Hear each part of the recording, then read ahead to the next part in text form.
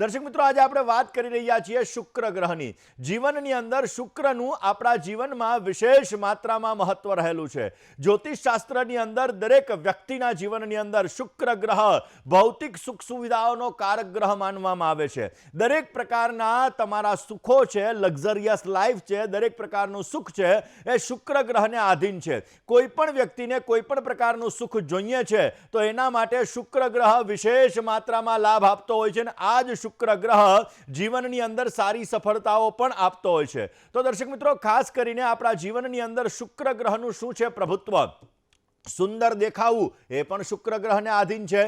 આપણા જીવનની અંદર જ્યોતિષ શાસ્ત્રની અંદર કુંડલીની અંદર શુક્ર ગ્રહને મજબૂત કરવા માટે 5 એવા સરળ ઉપાયો છે કે જે ઉપાયો કરવાથી તમારા જીવનની અંદર શુક્ર ગ્રહ મજબૂત થાય છે અને તમને સુંદર મજાનો લાભ આપી શકે છે. માં લક્ષ્મીજીની અનન્ય કૃપા, કારણ કે માં લક્ષ્મીજીને આ ખાસ કરીને શુક્ર ગ્રહની અધિષ્ઠાત્રી દેવી એટલે માં લક્ષ્મી ગણવામાં આવે છે અને એ માં લક્ષ્મીજીને પ્રસન્ન કરવા માટે, એ માં લક્ષ્મીજીની અનન્ય કૃપા પ્રાપ્ત કરવા માટે જો શુક્ર ગ્રહના ઉપાયો કરવામાં આવે, જો માં લક્ષ્મીજીના ઉપાયો કરવામાં આવે તો તમને વિશેષ માત્રામાં લાભ મળતો હોય છે. દર્શક મિત્રો, શુક્રવારના દિવસે જો તમે સફેદ વસ્તુનો ઉપયોગ કરો, શુક્રવારના દિવસે તમે સફેદ કલરના કપડાને ધારણ કરો, શુક્રવારના દિવસે સફેદ કલરની વસ્તુઓનો જો તમે ઉપયોગ કરશો, સફેદ કલરના કપડા ધારણ કરશો તો માં લક્ષ્મીજીની અનન્ય કૃપા પ્રાપ્ત થશે. તમારો શુક્ર ગ્રહ મજબૂત થશે અને તમને સુંદર મજાનો લાભ મળતો જણાશે.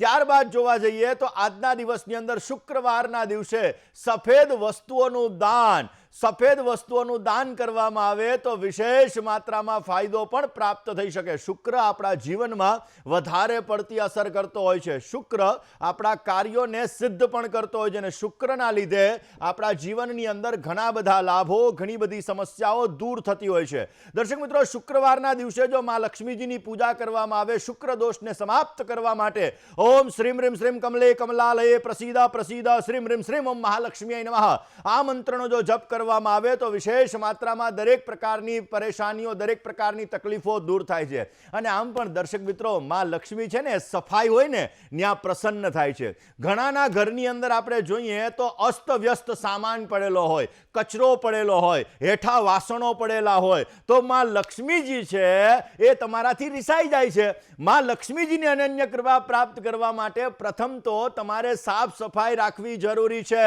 ખાલી બોડીની સાફ સફાઈ નહીં, પરંતુ તમારા ઘરની પણ સાફ સફાઈ રાખવી અત્યંત જરૂરી હોય છે. માટે ઘરની વ્યવસ્થિત રીતે સાફ સફાઈ રાખવી જોઈએ, હેઠા વાસણો ન રાખવા જોઈએ, સામાન વ્યવસ્થિત રાખવો જોઈએ, કપડાં વ્યવસ્થિત રાખવા જોઈએ. આ બધી વસ્તુઓ જો વ્યવસ્થિત રાખવામાં આવે તો પણ માં લક્ષ્મીજીની અનન્ય કૃપા પ્રાપ્ત થાય છે. ઘણી જગ્યાએ બેડની અંદર આ જેમ તેમ કપડાઓ હોય છે તો એ વસ્તુ પણ ક્યાંક ને ક્યાંક જોવા જઈએ તો જીવનની અંદર ક્યાંક ને ક્યાંક તમારા સુખોની અંદર માં લક્ષ્મીજીની અનન્ય કૃપા પ્રાપ્ત કરવાની અંદર તમને સમસ્યા ઉત્પન્ન કરાવડાવે છે. માટે દર્શક મિત્રો, હંમેશાને માટે સામાન્ય વ્યવસ્થિત રાખો, હેઠા વાસણો ન રાખો, રાત્રિના સમયે તો ખાસ ન રાખવા જોઈએ. આ બધી વસ્તુઓ જો તમે કરશો તો માં લક્ષ્મીજીની અનન્ય કૃપા પ્રાપ્ત થશે અને શુક્ર ગ્રહને લગતી સમસ્યાઓ તમે દૂર કરી શકશો. બીજા નંબરની અંદર દર્શક મિત્રો, શુક્ર ગ્રહની કૃપા પ્રાપ્ત કરવા માટે તમે જ્યારે જમવા માટે બેસો ને ત્યારે એનો એક હિસ્સો એટલે કે એક ભાગ તમારે ગાયનો કાઢવો જોઈએ, એક ભાગ તમારે ખાસ કરીને શ્વાનનો કાઢવો જોઈએ અને એક ભાગ તમારે કાગડાનો કાઢવો જોઈએ. આવી રીતે તમે અલગ અલગ ભાગ કાઢી અને પછી તમે ભોજન કરવા માટે બેસો તો એ ભોજનનો વિશેષ માત્રામાં ફાયદો તમને મળે છે. અને અન્નપૂર્ણે સદાપૂર્ણે શંકર પ્રાણ વલ્લભે જ્ઞાન વૈરાગ્ય સિદ્ધ્યર્થમ ભિક્ષાંદેહી ચ પાર્વતી. એટલે ક્યાંક ને ક્યાંક માં અન્નપૂર્ણા તમારા ઉપર પ્રસન્ન થાય છે, માં લક્ષ્મીજી પ્રસન્ન થાય છે અને તમને સારો લાભ આપે છે. ઘણા લોકો હોટલોમાં જમવા જાય, ઘણા લોકો ઘરે ભોજન બનાવે તો અડધું ભોજન છે કે પોણું ભોજન છે એનો બગાડ થાય છે. જ્યારે માં અન્નપૂર્ણાનો બગાડ થાય છે, જ્યારે અન્નનો બગાડ થાય છે ત્યારે પણ માં લક્ષ્મીજીની કૃપા પ્રાપ્ત નથી થતી. એટલે ક્યારેય પણ અન્નનો બગાડ ન કરવો જોઈએ. અન્નનો બગાડ કરવાથી પણ તમારા જીવનની અંદર માં લક્ષ્મીજીની કૃપા પ્રાપ્ત કરવા માટે સમસ્યાઓ સર્જાય છે. બીજા નંબરની અંદર દર્શક મિત્રો, ગૃહિણી જે સ્ત્રી હોય ને એને અનાજ ક્યાંક ને ક્યાંક પોતે પોતાના હાથે રસોઈ બનાવી અને પોતાના પતિને ખવડાવે તો એ સ્વાદ એક મીઠો લાગતો હોય છે. એટલે હંમેશાને માટે આ વસ્તુ કરવી જોઈએ. કોલર મિત્ર સાથે વાત કરવી છે, એની સમસ્યાનું સમાધાન મેળવવા પ્રયત્ન કરવો છે. હલો હેલો, જય ગણેશ ગુરુ. જય ગણેશ. હા, મારા પતિ જન્મની તારીખ, સમય અને સ્થળ. હા, એમની જન્મની તારીખ 2/2/1983 છે. 2/2/1983.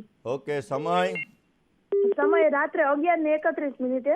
જન્મનું સ્થળ રાજકોટ. શું પ્રશ્ન હતો? પ્રશ્ન એ છે કે આ રવિવારે એમની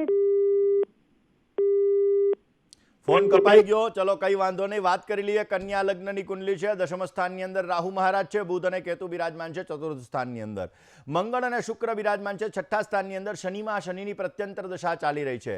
મહેનત કરવા છતાં અમુક સમયે ફળનું પ્રમાણ ઓછું અપાવે. મકર રાશિની અંદર સૂર્ય મહારાજ બિરાજમાન છે. ક્યાંક ને ક્યાંક શનિમાં શનિની પ્રત્યંતર દશા હોય એટલે થોડોક સ્ટ્રગલ વાળો પીરિયડ રહે, પરંતુ આપ ચિંતા ન કરો, આ સમયગાળો થોડો ઘણો સારો છે. જીવનની અંદર લાભ મળી શકે એમ છે. થોડાક હેલ્થ રિલેટેડ ઇસ્યુ પણ આગળ જતા ક્રિએટ થવાના ચાન્સીસ બની શકે છે.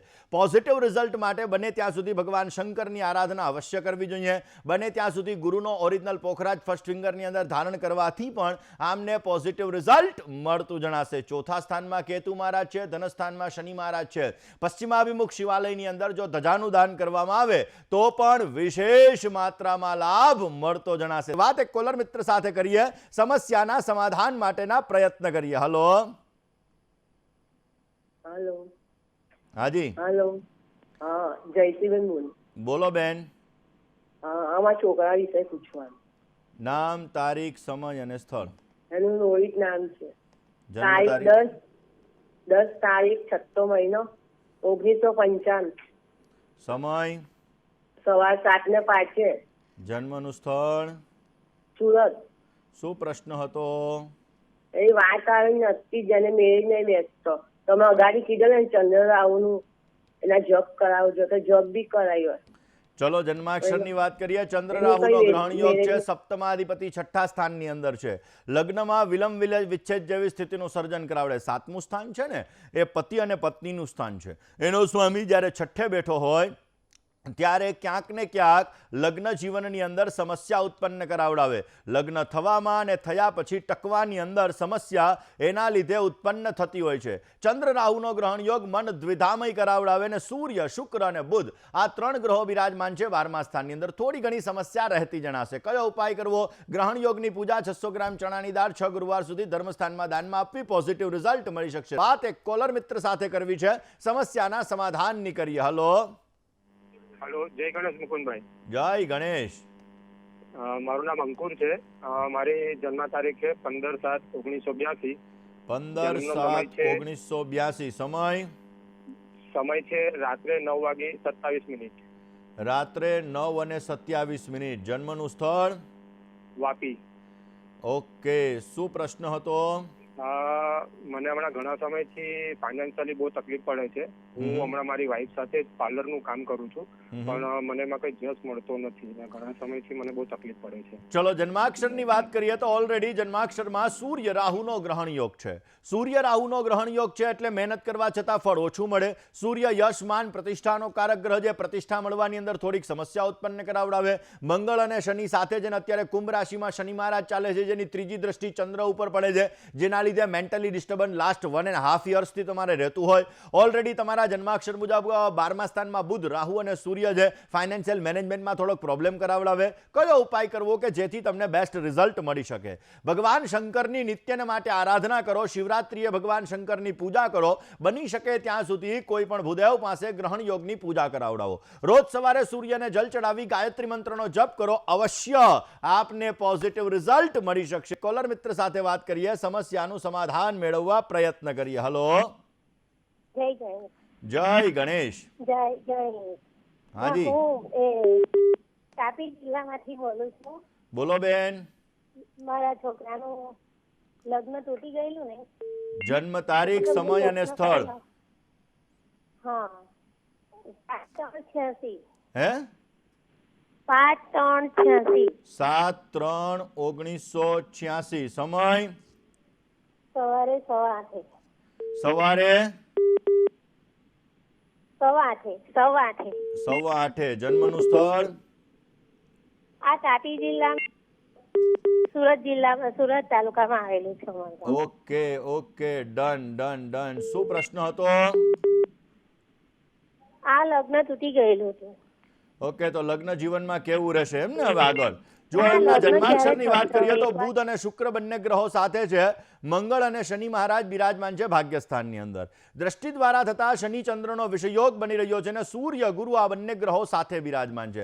સ્વાભાવિક રીતે કાળ સર્પ દોષ છે અને સપ્તમાધિપતિ બુધ પોતે શુક્રની સાથે ઉચ્ચનો બિરાજમાન છે લગ્ન સ્થાનની અંદર, જેના લીધે ક્યાંક ને ક્યાંક લગ્ન જીવનમાં સમસ્યા કરાવે. એક વખત એના મેરેજ થઈ અને તૂટી ગયા. બીજા મેરેજ માટેનો યોગ આગામી સમયની અંદર એટલે કે મે મહિનાની 12 તારીખ પછી ચાલુ થવા જઈ રહ્યો છે. શનિ ચંદ્રના વિષયોગની પૂજા કરવાથી પોઝિટિવ રિઝલ્ટ મળશે. રોજને માટે ભગવાન ગણપતિની આરાધના કરવી જોઈએ, કારણ કે બુધ મહારાજ નીચસ્થ બિરાજમાન છે. દાંપત્ય જીવનના સ્થાનનો સ્વામી બુધ છે.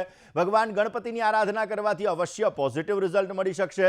દર મહિનાની શિવરાત્રિએ ભગવાન શંકર ઉપર કાળા તલ અને દૂધનો અભિષેક કરવાથી પણ આપને પોઝિટિવ રિઝલ્ટ મળતું જણાશે. બીજા એક કોલર મિત્ર સાથે વાત કરીએ, સમસ્યાનું સમાધાન મેળવવા પ્રયત્ન કરીએ. હલો. હેલો. જય ગણેશ. હેલો. જય ગણેશ. જય ગણેશ. હાજી. મારા બાબા માટે સવાલ છે. નામ, તારીખ, સમય અને સ્થળ. એનો જન્મ તારીખ છે 13/9/2004. સમય છે સાંજે 4:27. જન્મનું સ્થળ? સ્થળ છે મધ્યપ્રદેશનું મઉ. હે? મધ્યપ્રદેશનું મઉ. ઓકે, શું પ્રશ્ન હતો? પ્રશ્ન એ છે કે ઈ ધંધા માટે દોડે છે પણ એના કોઈ કામ નથી થતા ને જે પણ કામ કરે એમાં પૈસા બધે ફસાઈ જાય છે. તો એના માટે એને શું કરવું ને એનું મન આમ શાંત નથી રહેતું. એને એમ થાય કે હું શું કરું તો આ કામ થાય. તો એના માટે કાંઈ ઉપાય હોય તો બતાવો. મન અશાંત રહે છે, મનની અંદર શાંતિ નથી. તો સૂર્ય, ચંદ્ર, મંગળ અને બુધ આ 4 ગ્રહો બિરાજમાન છે. શુક્ર અને શનિ બંને ગ્રહો સાથે છે. શુક્ર અને શનિ સાથે હોવાના લીધે ક્યાંક ને ક્યાંક જોવા જઈએ તો દાંપત્ય જીવનની અંદર મનની અંદર થોડીક બેચેની રહેશે, કારણ કે કર્ક રાશિની અંદર શનિ મહારાજ છે, મનની બેચેની રખાવડાવે. ભાગ્યસ્થાનની અંદર ગુરુ મહારાજ છે, કાર્યસિદ્ધિની અંદર તકલીફ રખાવડાવે. સૂર્ય, ચંદ્ર અને સૂર્ય મંગળના અંગારક યોગની પૂજા અવશ્ય એમને પોઝિટિવ રિઝલ્ટ આપશે. સ્મશાનની અંદર પીવાના પાણીની વ્યવસ્થા કરવી જોઈએ, એનાથી પણ સુંદર મજાનો લાભ મળતો જણાશે. દર્શક મિત્રો, એક કોલર મિત્ર સાથે વાત કરવી છે, સમસ્યાનું સમાધાન મેળવવું છે. હલો, જય ગણેશ. જય ગણેશ. મારા બાબાની બર્થડે છે 1/3/92. સમય સવારે 9:25. જન્મસ્થળ? જન્મસ્થળ આણંદ પાસે સારસા. શું પ્રશ્ન હતો? એટલે ગમે ત્યાં આપણે મેરેજનું માગું નાખીએ છીએ, કોઈ જગ્યાએ જવાબ આપતા નથી. ચલો જન્માક્ષરની વાત કરીએ. આમના જન્માક્ષરની અંદર મેષ લગ્નની કુંડલી છે. હવે 7મું સ્થાન એ દાંપત્ય જીવનનું સ્થાન ગણાય. 9માંશ કુંડલી એ લગ્ન માટેની કુંડલી ગણાય. દર્શક મિત્રો, હંમેશા આપણી જન્મ લગ્નની કુંડલીની અંદર ગ્રહો છે ને સ્થિત હોય છે. ગોચરના ગ્રહો ફરતા રહેતા હોય. અલગ અલગ કુંડલીઓ અલગ અલગ પ્રિડિક્શન આપતી હોય. 9માંશ કુંડલી, હોરા કુંડલી, દ્વેષકાન કુંડલી, સપ્તમાંશ કુંડલી, દ્વાદશાંશ કુંડલી, ત્રિશાંશ કુંડલી, અક્ષર વેદાંશ કુંડલી, વેદાંશ કુંડલી, આ બધી કુંડલીઓનું અલગ અલગ પ્રિડિક્શન છે.